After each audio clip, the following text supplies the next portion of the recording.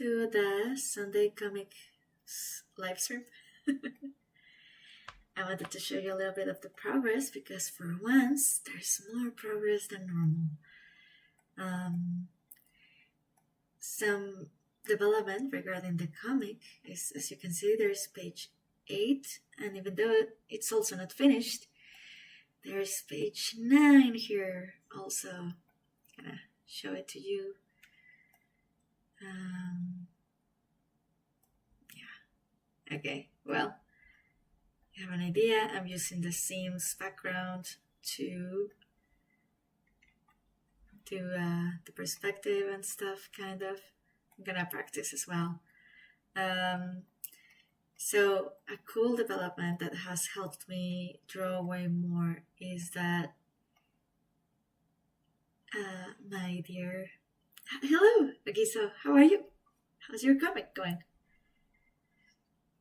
Some cool development is that my dear husband, he gifted me an iPad Air, and I can draw now in whenever. So it's wonderful.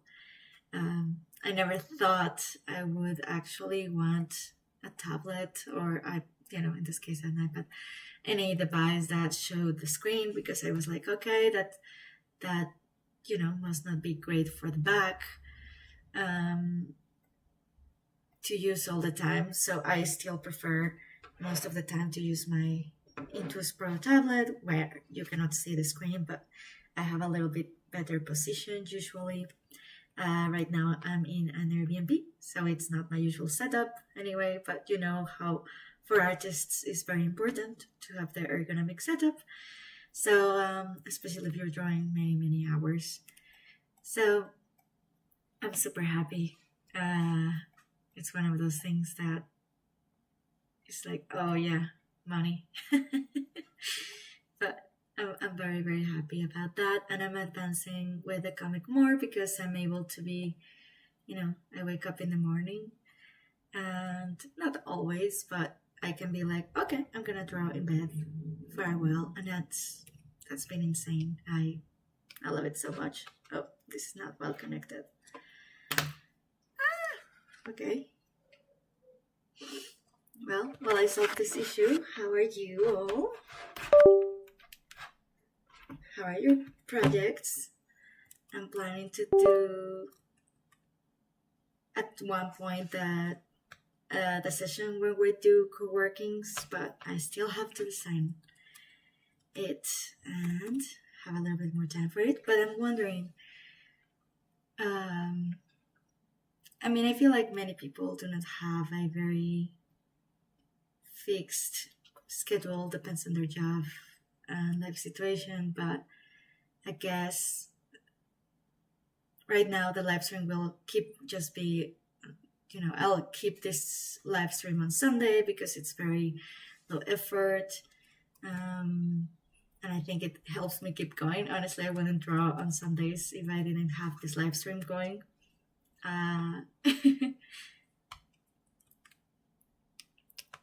But I'm thinking of doing another live stream on the week. Maybe I'm thinking Wednesday. I know, I remember when I was having a more fixed time schedule for my job, and I wanted to go to an artist's meeting, like in Meetup. Do you know that site? It's like a website and an app, and you can find people that have similar interests to you. In there, like, you can be like, oh, I like bikes, and then you find people that like riding bikes, and you can literally join them and make new friends and ride your bike. I don't know, whatever. That's also the place where I found my writers club at one point. Oh my God, I'm gonna fix this.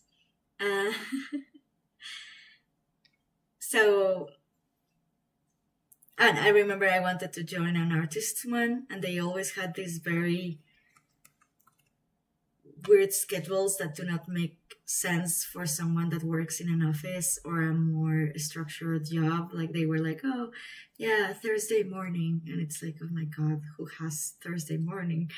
But now that I I'm still gonna keep being a freelancer, it's like, oh, okay, I can actually make Thursday morning, I guess. I can decide my own schedule. So if any of you has some flexibility like that, tell me. I can decide like, okay, I'm gonna also do the live stream on Wednesdays. And it wouldn't be like this. Here I'm chatting, it's more loose and very short, but it would be really us focusing in advancing our project. So it would be like a study with me kind of thing, where we would be drawing comics in silence. Like, I don't know if you know about the initiative Shut Up and Write. It would be something like that. Shut up and do comics. Or whatever project you have, you do the work, like let's say 50 minutes of very focused time, and then there's like a 10-minute break where we all talk and say what we did. And I think this applies a lot for freelancers.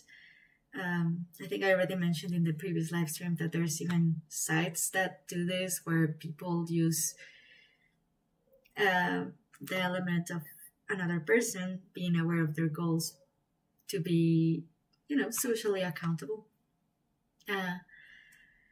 And I was using Focusmate and Flown a little, just testing it out. Not enough yet. And you literally connect to a stranger and you talk about, okay, my goal is doing this, blah, blah, blah.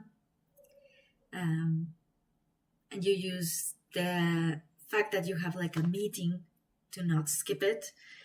And honestly, it's effective. I know it's not for everyone.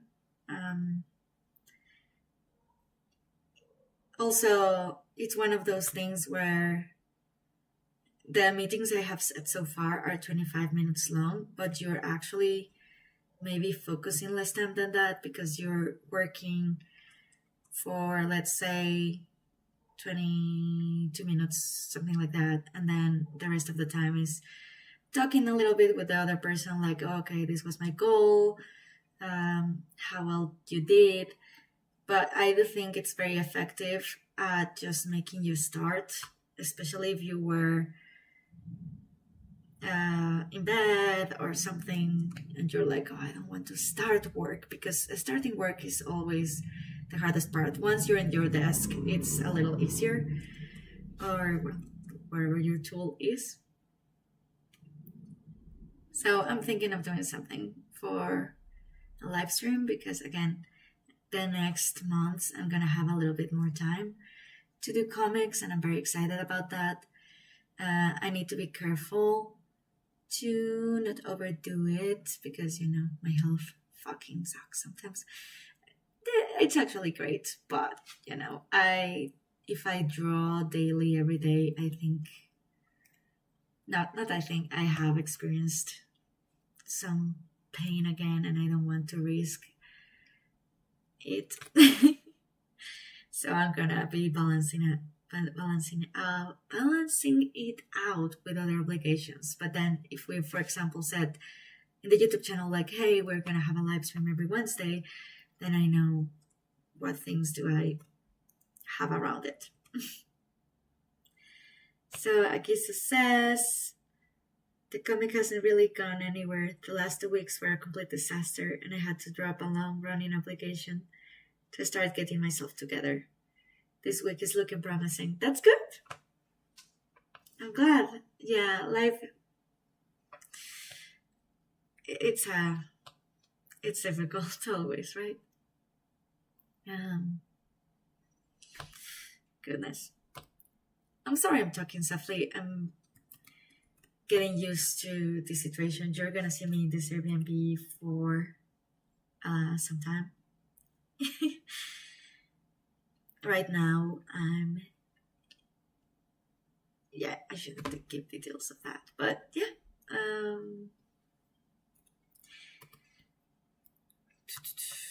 So here we're coloring this page. As you can see, we're just adding the flats. Oh my god, why do I have this? Honestly, the main reason I always had this window here is for you, or for the people that watch the YouTube channel. Like, every time I record my screen. So, if I'm here, you don't get bored looking at this some boring thing. It's like, okay, we're making progress, where the work is being done. I have seen some people. I once hired a colorist, and she was great. I have had more than one, actually. But one of them didn't care about the step I'm doing right now, where you are careful that all the pixels. I'm even less careful than some, but here I'm trying to make sure that at least for example, the middle part here, when I color it, for it to be as much as possible colored underneath. I'm not super careful though, not again DC or Marvel that level. I don't know if you have seen that. I don't know if I made a video or I just commented on a live stream where I was doing some flatting for a DC Comics colorist specifically. More like a trial thing, honestly. And they, because of the art style that the colorist in DC use, they wanted things underneath to be perfect because they use the whole thing. So for example, here, I would say this is good, right? Like you don't see, like number one, this is jagged. There's not the anti-aliasing thing, but also it's very clear, you have it blocked. But let's say I have a gigantic black circle here. The DC comic style asks me to color that gigantic black circle, even if it's already a gigantic black circle. And that's okay. To each their own. I just think it's interesting because that's something that's not that talked about in comics, because there are some people that say, hey, if you don't color every single little pixel, it's gonna show up in print, even if it's underneath, because it can move around or something. And here's the thing, I haven't printed a comic professionally. I'm planning to print these first pages just to have an idea of how it works, because I have never officially done it. However, I do have my own printer. Obviously, it's not for comics. It's a normal Brother printer with great inks, I would say. I love my printer. And I have printed the comic there, obviously not professionally, just to have an idea of how it would look. And taking into account it's not a professional printer, or not really designed to print comics, maybe. It looked good. I didn't see any pixel that I was like, okay, there's clearly something here underneath that's wrong. Like one of the colorists I hired, I remember she had some very noticeable pixels here and there, and I had to correct her work very, very, very slightly. It was still an amazing help, so I'm not complaining. Honestly, she did a great job. But she was also professionally working for webtoon artists, so I was curious, like, oh, okay, so the webtoon artists do not complain about this missing pixels. I guess maybe because the deadlines are so bad, they don't care, or they just fix it themselves too. I don't know. Interesting to talk about the difference in the process between the webtoon artist versus the DC Comics artist. And here I am, something in the middle, where to me this is mostly okay. And then I see, for example, this, right? This to me is, it's not a terrible mistake, but I prefer to correct it. But, it would be a huge mistake for the DC Comics colorist, for example. And there are some that I only notice when I come very, very close. And I did learn from him to be a little more careful and to do a check. But sometimes I still forget.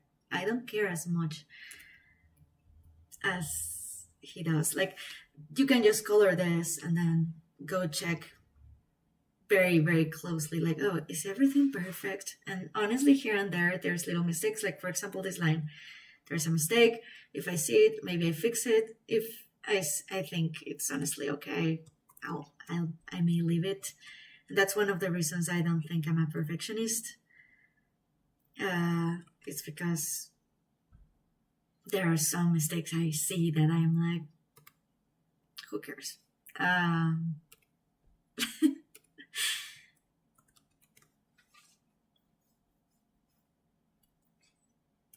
Like, especially, I go, as you can see, I go through the page in stages. Right now that I'm talking, I'm a little more red place as usual. But yeah, right now I'm in the flat stages, and once I'm done with the flat stages and then I move on with the next step and I see a mistake that was from a previous stage, it depends how bad it is, if I fix it or not. I can be like, okay, it's already done, bye. Like when I give my comic to friends in the Writers Club for them to fix, and they tell me, hey, you have an art mistake. It depends, honestly, on what it is. If I really am gonna fix it, or I'm gonna be like, okay, I don't care, there's a mistake there. Like, it could be, let's say, they tell me, oh, there's a very small continuity error here where she's, I don't know, grabbing a handkerchief or whatever. She's grabbing some cloth here, and then in the next panel, maybe it's not there. If it's very important for the story, I'll add it for sure. But if it's just, I don't know, a random detail in the background, I may skip it. I'm actually, the reason I have stages is to not make mistakes, but, I think it's almost impossible to not make mistakes.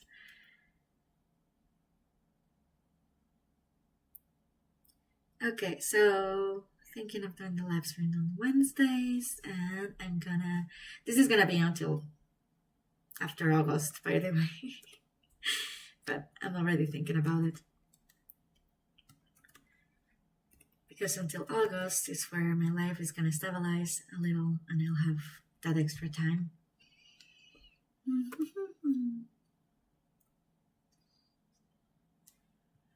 So I have been seeing about the earthquakes in Venezuela.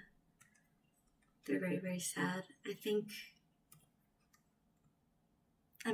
seems that they didn't have many earthquakes. In Mexico, we do have a very thorough earthquake culture.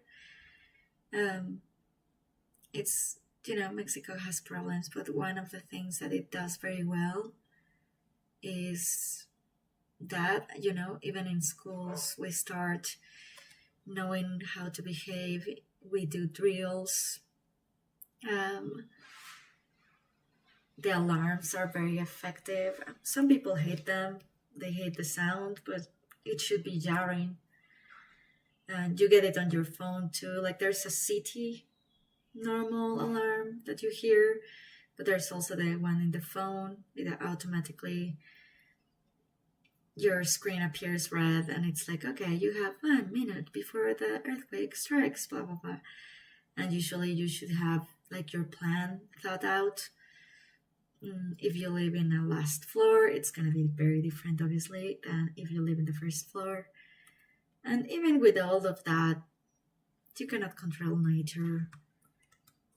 So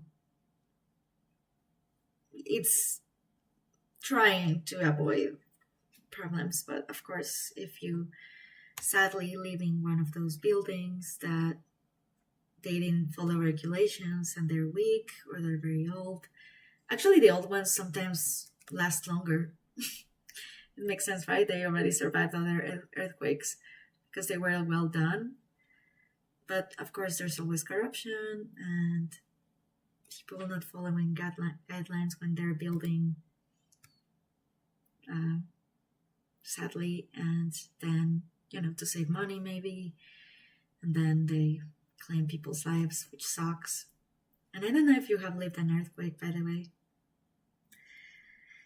Like it says, I imagine when your job is only one part of the process, they expect something more polished and perfect. Oh yeah, that makes sense. Yeah, when I was doing flats for the colorist, it makes complete sense. I think it's also because of the art style. They like a lot using the magic wand to select big chunks of things and to modify them. They love using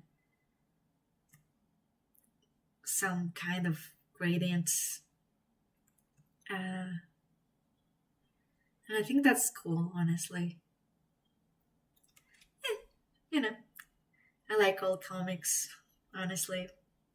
I read all types of comics. There are people that only read manga, there are people that only read webtoons, there are people that only read American comics, I guess. I love all types. I have read American comics, Japanese comics, Korean, Chinese, Mexican, I guess, too, Argentinian, French, which part of Europe, obviously. So, I don't know. It's just cool to see all the different styles. And sometimes when you're just a reader and then you actually do it, is, yeah, a whole different experience for sure. I was like, oh, of course it makes sense. Because I love all types of comics, but obviously I consumed way less. Not obviously, just personally. Maybe obviously, as you can see from my art style, but I prefer manga most of the time. But funny enough, I like color comics. And I like European comics a lot. Or regarding page layouts, size, I guess graphic novels, should I call them. But those take forever to finish. I don't know why I'm tired right now. I did sleep well. I mean, I think you can hear it in my voice that I'm a little...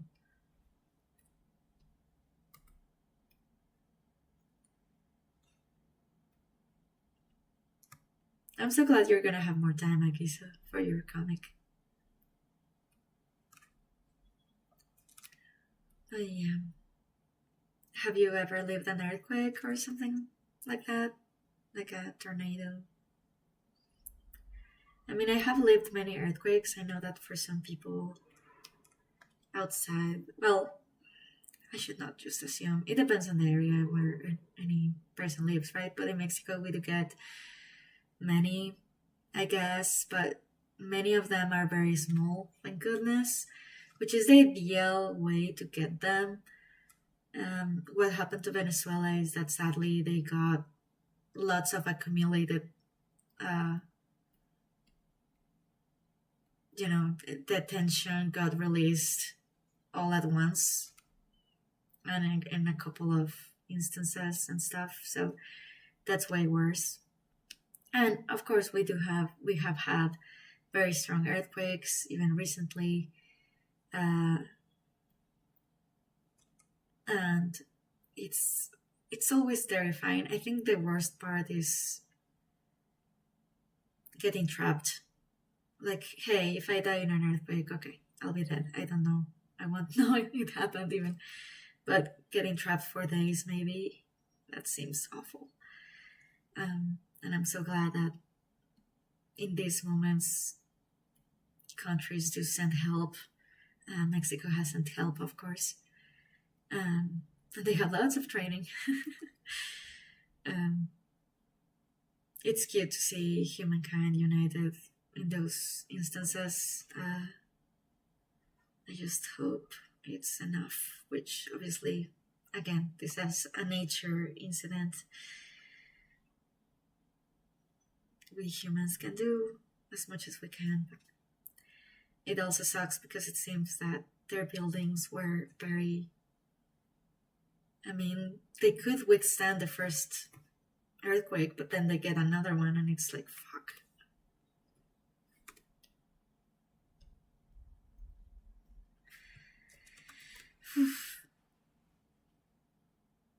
I remember when I was little, I hadn't felt any earthquake before, and I was actually even curious to feeling it. Not that I wanted to have a big one, of course, but everyone was like, "Oh, are you okay?" And I'm like, "Why are you asking if I'm okay?" "Oh, because there was an earthquake," and I'm like, "Oh, really?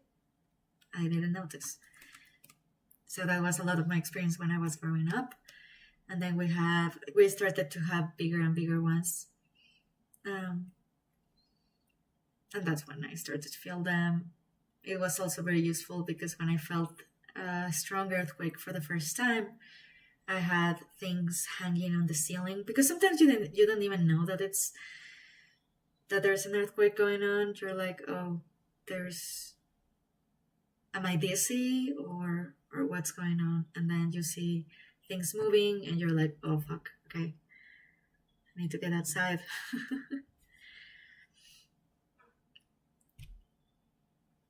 And I think it's an interesting subject. I decided to do these live streams very loosely, just us chatting about whatever, because I'm gonna hopefully be able to return to making YouTube videos, and I'll think about topics more thoroughly there. But then the live stream should still be loose. It's mainly an accountability habit than nothing specific. And I would put music on, but of course YouTube doesn't like that. But we're gonna do our focus sessions at one point. But yeah.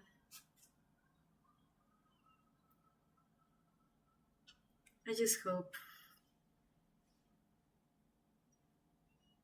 I mean, people get scared with the different earthquakes we get, because obviously there's PTSD for some of them. Not everyone suffered it, obviously, but there's people that had it very bad. There's people that just were in a very tall building, and even though nothing happened, it was very scary because it feels the whole building shaking, and you're in the 100 something floor, and it's terrifying because you know that you're so high up that it's gonna be very unlikely that you get out of the building in time. Not to say impossible. There were people like, yes, you should usually, if there's a table, it's maybe a good idea to get underneath it, but you do have to check. I saw some news broadcast and they were placing themselves underneath a glass desk, which honestly, that wouldn't help a lot, I would say. Thank goodness nothing happened to them, but it's scary. Usually the biggest advice, just in case you're not a Mexican hearing this and you don't know this, is to, if you get an alarm just in time, of course, try to get outside, try to get away from things that can fall easily. But if you're in a very tall building, like usually my drill, because I usually live on the 3rd floor, so it's not recommended to use the stairs during an earthquake most of the time.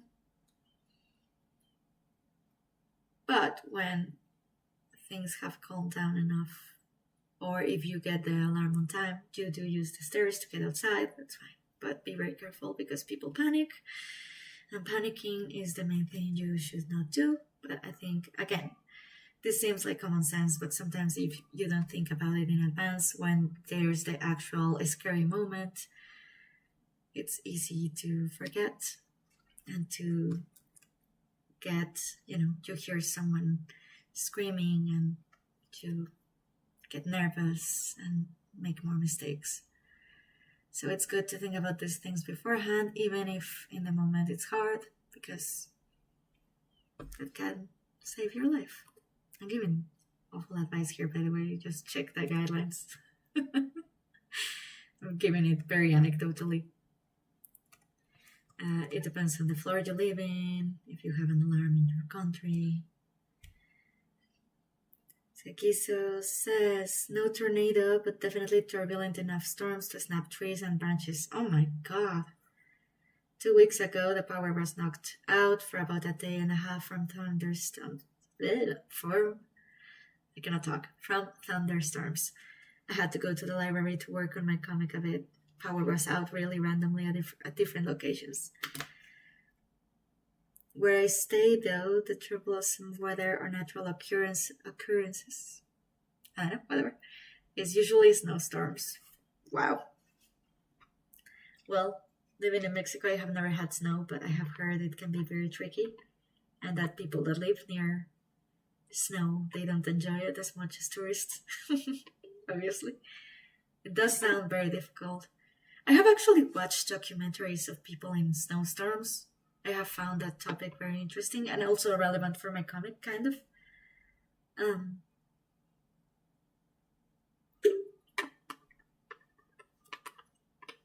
I saw effectively trees that had fallen down. Yeah. And yeah, the power was out and people were freezing because obviously those temperatures are crazy. So they were gathering in, I think the mayor, no, something, I don't know, some government building. I was saying this snowstorm that happened around the 90s, somewhere in the US. I don't know, I feel like when you're little and you don't really know the extent of the damage, sometimes you can even be like, hey, I have no class. Woo! At least at the beginning, and then you realize like, oh, shit. If you didn't have anything happen directly at you. Yeah, I remember in the latest horrible earthquake Mexico had, I was very lucky. The house did move quite a lot and I did get scared, but thank goodness nothing happened. The house was very resistant enough. It was an old house, well built. And I remember I had an exam that day, and because, yeah, it was strong, but where I was living, it didn't feel as much as in other places of the city. At first I thought, oh, I'm gonna be late for my exam. I thought it was just another strong earthquake, which again, we do get lots of earthquakes, so sometimes you can think like, oh, it's just another one. Nothing happened here in my location. But then I got outside and I was going to school for my exam. And then I started seeing that I had no signal, that people were outside. And that's when I knew, oh, okay, so it was more serious than I thought. It just, thank goodness, where I lived didn't feel as much, but other people had terrible experiences. And that's when, Twitter was flooded. I don't have Twitter, so that's one of the problems maybe why I didn't find out right away. But yeah, then in the news and seeing just people outside, I was like, okay, this was this was bad. There's actual deaths and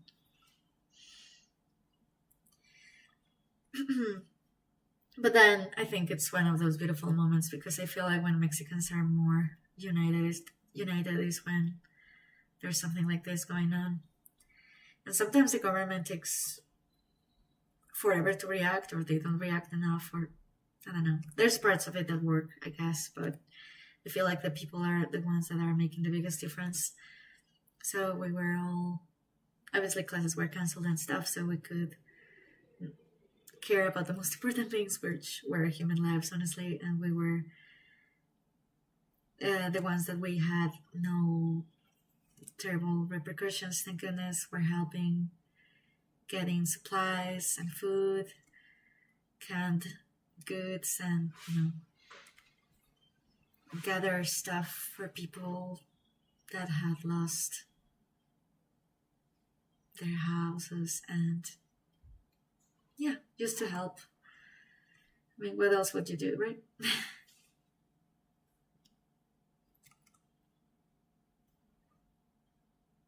And it feels important rather than just, I don't know, staying inside or doing nothing. Nah, I would be doing stuff, of course, but it depends also. Again, we have lots of earthquakes, and there are many earthquakes where nothing happens, and we still have the habit of, are you okay? Just in case, but it's like when it happens a lot, you start losing the sense that it's serious. There's been times where there's been a very light earthquake, and I know it's light for sure, and I barely move. Especially if I'm in a high enough floor, I'm like, okay. So, and like if I don't have time to get outside, when the alarm rings, there's many where it's like, oh, or you sleep through them. Like if they're bad enough, you're gonna wake up, usually.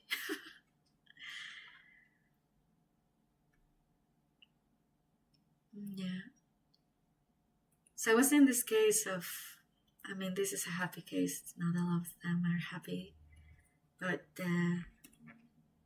they rescued a mom and her 18-year-old baby, 18-day-old baby. And it's crazy because she had been buried in there with her baby for 2 days. Imagine.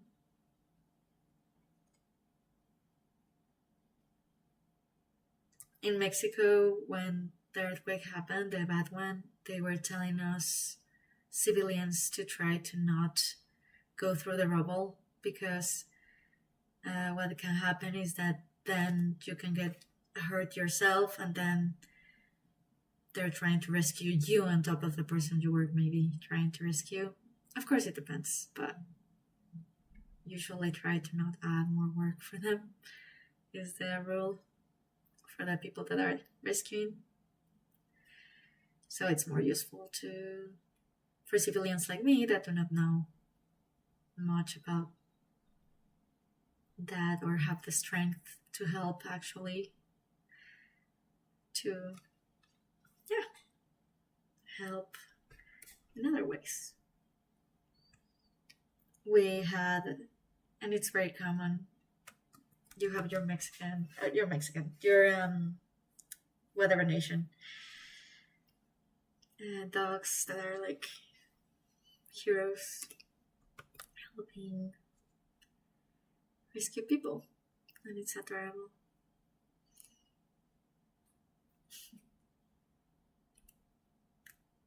But yeah, I'm glad people are uniting, helping. Even sadistic people have to recognize sadistic people in power are like, okay, we'll help. Which is like, oh, thank goodness. Hopefully Hopefully a lot.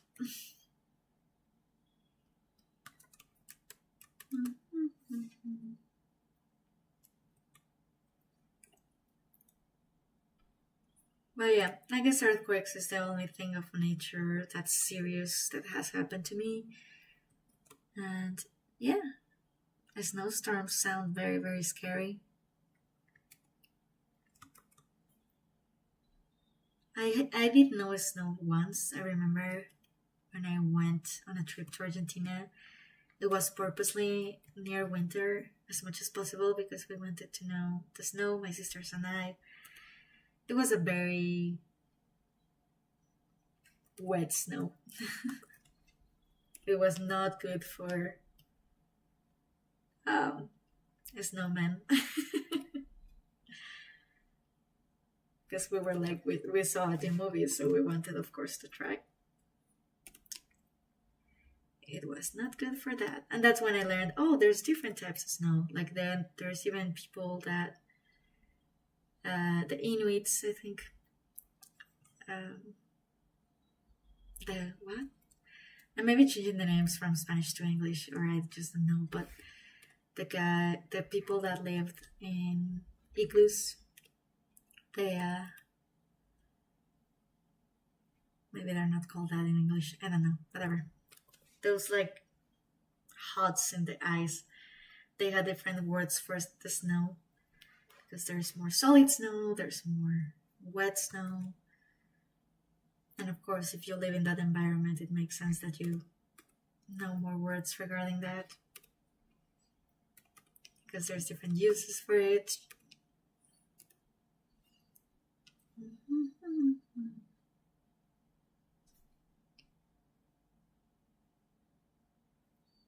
I had actually the possibility of moving to. This is not happening, by the way, but at one point, Oklahoma was considered, which apparently it's known for having tornadoes. And I remember when I was little, and I watched The Wizard of Oz. It was so scary to see. Entire houses can just fly.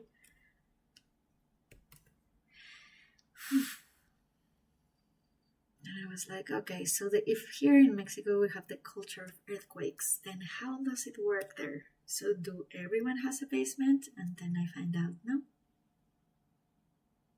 They just, some of them, I mean, they would tell more of the measures themselves, but I don't know. I'm just curious to learn about the topic. I better not talk my mouth while being ignorant about this. But yeah, I cannot imagine. I wonder, because it's always about the alarm systems as well, and of course there's not a lot of alarm you can give when nature decides to strike, let's say.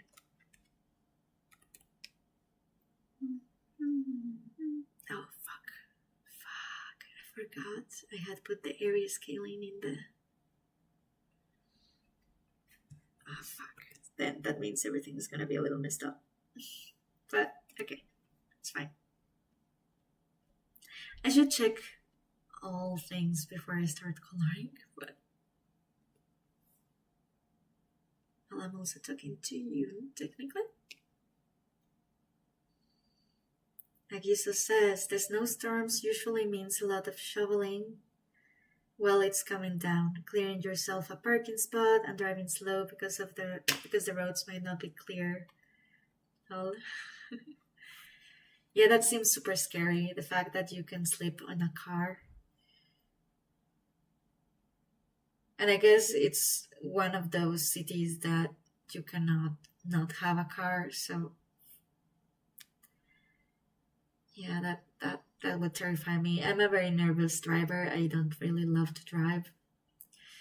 And I don't have to. That's also part of the problem. You know how you get your fear a little increased if you don't need to face it, honestly. And I don't have a car, nor do I need one. thank goodness, and I'm happy about that.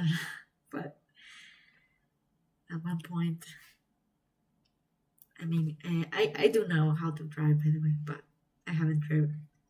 I haven't had the need for years. Yeah, I cannot imagine living in a cold country while having a car. I guess, I mean, at one point I'll have to learn. I'm moving to another country actually soon, so. But I very much doubt I'll ever need to drive either. So, so yay me for now, still. Yeah, it's gonna be a colder country for sure than Mexico City. Even though, again, Mexico City,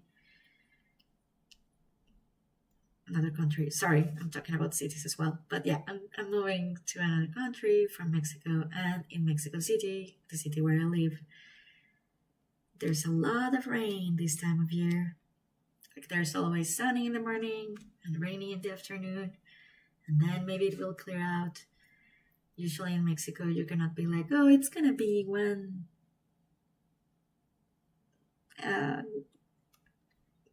weather condition the whole day. No, it's gonna change. In Mexico City, you have to wear layers. You cannot be like, oh, it's gonna be cold all day, so I'm gonna wear this very long sleeved shirt, because then you're gonna be hot. And then you're gonna be cold again. So layers, layers, layers here. And I know that many countries have the same issue. I do look forward to going one day to a place where I can wear warmer clothes. They're a little more elegant. I have heard crazy stories about tornadoes as well. I think in one, the house wasn't hit, but the winds were so strong, it lodged a pencil halfway through a wall. My goodness, that's so terrifying. That reminds me so much of, so we're artists, right? So there are many artists that, and I used to do this in the bus, that we draw on a car while it's moving. And it seems like a good use of time, right? That got cured because I watched too many medical TV shows. I love them. Fiction ones. And I remember seeing a kid that because he was drawing in the car with a pencil, he got the pencil literally through his hand, which the terrifying thing is like the damage to the hand, honestly. So yeah, I never went back to drawing on a moving vehicle after that.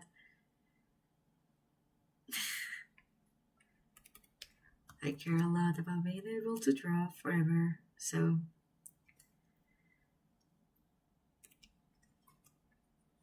I guess if you were using, I don't know, obviously it's very unlikely that something will happen, but hey, why risk it?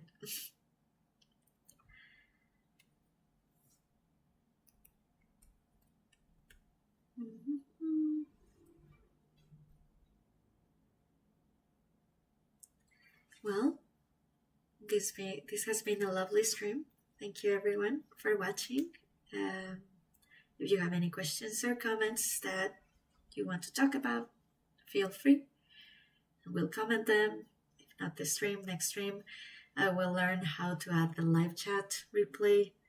I guess I don't know yet how to do that, but I haven't even tried, so it should take like 5 minutes. Thank you so much for being here. Also, you, Agiso, for commenting, and everyone else for joining. I'm sorry my energy is a little low today, but yeah, we did comics, right? We worked. Take good care. And